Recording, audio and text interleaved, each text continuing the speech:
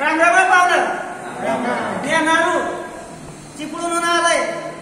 आता हे कोणतं गाव माड आहे.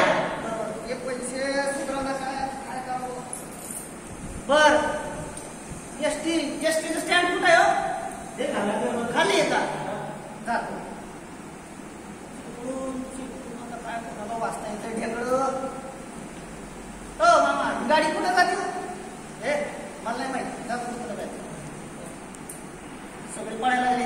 मी बी पळतो चिपळूनच असं बस. चला तिकीट तिकीट तिकीट चिपळून द्या. अहो बाबा तुम्हाला कोणी सांगितलं गाडी चिपळूनला जाते म्हणून? विमानतळ चालली उतरा खाली. थांबव भूक लागली. ओ पाहुणं केळी कशी दिली? 40 रुपये डझन आहे. 40 रुपये डझन आहे माहीमराव. मग किती द्यायची? 20चे 4 दे. घे की मग खाली.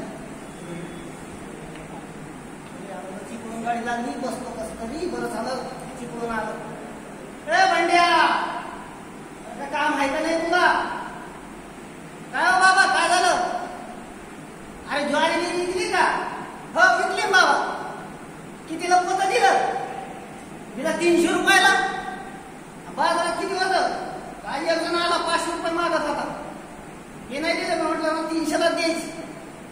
ए वा मस्त केलं भारी काम केलं छान.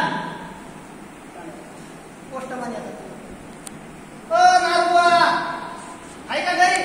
हो हो आहे या. कोण आहे? पोलीस आहे का काय? अहो नाही मी पोस्टमन आहे. का हो? हे पत्र आलंय तुमचं. पत्र माझं दाखव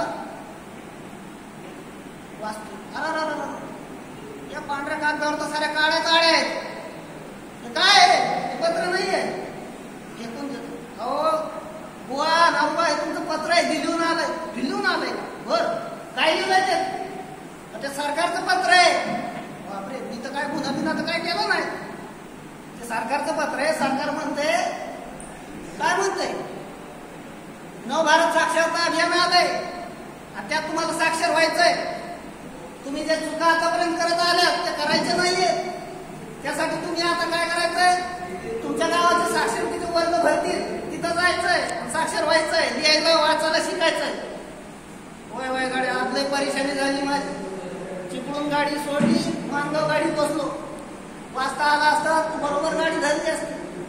वाचता आला असता तर बरोबर व्यवहार केले असते. समजतंय ना मग तू आता इथं कुठं? हो समजलं पोस्टमन महाराज. आता उद्यापासून जातो साक्षर